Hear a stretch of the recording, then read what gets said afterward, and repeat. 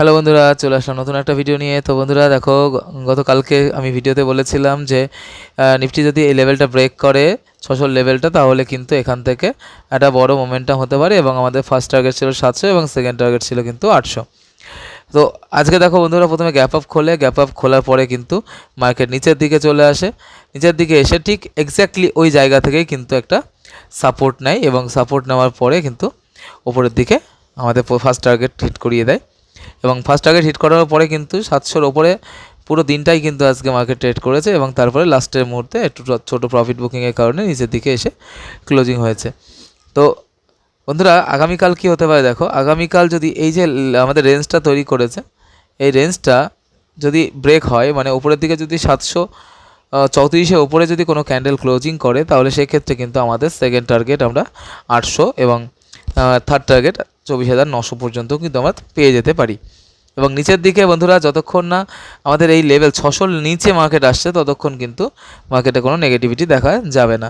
তো 600-র নিচে আসলে তখন আমরা কিন্তু নিচের দিকে দেখতে পারি যে নিচের দিকে কোনো ট্রেড যদি পাই, সেক্ষেত্রে কিন্তু আমরা সেক্ষেত্রে নিতে পারি। এবং ব্যাঙ্ক নিফটিতে যদি দেখো বন্ধুরা, ব্যাঙ্ক নিফটিতে আমরা কিন্তু আগের দিনকে বলেছিলাম যে যদি 50,600 লেভেলটা ব্রেক করে, এই 600 লেভেলটা উপরে যদি মার্কেট যায়, সেক্ষেত্রে কিন্তু 50,800 এবং 51,000-এ কিন্তু টার্গেট আসতে পারে। তো বন্ধুরা দেখো, একদম এক্স্যাক্টলি কিন্তু 51,000 থেকেই মার্কেট নিচের দিকে আবার এসেছে। তো আমাদের কিন্তু দুটো টার্গেটই আমাদের হিট হয়েছে। তো বন্ধুরা, কালকে কি হতে পারে? তো কালকে দেখো, কালকে যদি এই 51,000-এর ওপরে যতক্ষণ মার্কেট না যাচ্ছে, ততক্ষণ কিন্তু আমরা ওপরের দিকে কথা ভাবতে পারছি না, কারণ ওপরের দিকে 51,000 এটা খুব গুরুত্বপূর্ণ একটা লেভেল। এই লেভেলের ওপরে যদি যাই, সেক্ষেত্রে কিন্তু আমরা 51,500 পর্যন্ত কিন্তু আমরা টার্গেট রাখতে পারি। এবং নিচের দিকে কিন্তু আমাদের এই 400 লেভেলটা যদি ব্রেক করে, এই লেভেলটা যদি ব্রেক করে, সেক্ষেত্রে কিন্তু আমরা আবার নিচের দিকে ভাবতে পারি। এই লেভেলটাকে যদি ব্রেক করে, সেক্ষেত্রে কিন্তু আমরা নিচের দিকে ভাবতে পারি। তার আগে কিন্তু নিফটি নিচের দিকে আসার সম্ভাবনা নেই। তো কালকে কিন্তু এর মধ্যেও কিন্তু ট্রেড করতে পারে। আর আরও কিছু স্টক রয়েছে বন্ধুরা। আজকে একটা স্টক নিয়ে আমি কথা বলবো। তো সেই স্টকটা হলো, দেখো বন্ধুরা, এই স্টকটা আমি কোনো রেকমেন্ডেশন করছি না, আমি এন্ট্রি করেছি, তাই জন্য তোমাদের বলছি।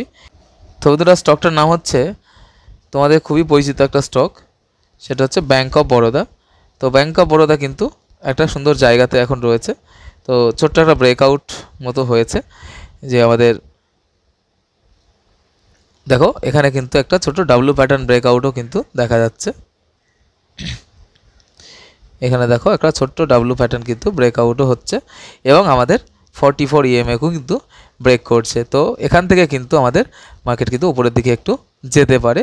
তো আমাদের ফার্স্ট টার্গেট থাকবে 270 এবং সেকেন্ড টার্গেট থাকবে 280। ঠিক আছে? তো এই দুটো টার্গেটের জন্য কিন্তু তোমরা একটা সুইং ট্রেড করতে পারো ব্যাঙ্ক অফ বরোদাতে। তো বন্ধুরা, এটা কিন্তু কোনো রেকমেন্ডেশন না, এটা জাস্ট কিন্তু এডুকেশনাল পারপাস আমি নিজে নিয়েছি, তাই আমি বললাম, তাই তোমরা কিন্তু নিতে পারো।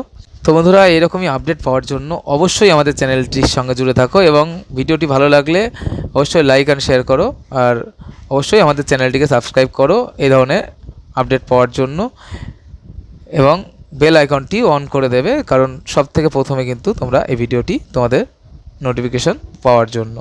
তো বন্ধুরা, এই ছিল এখনকার মতো। দেখা হচ্ছে পরের ভিডিওতে, ততক্ষণের জন্য বাই বাই।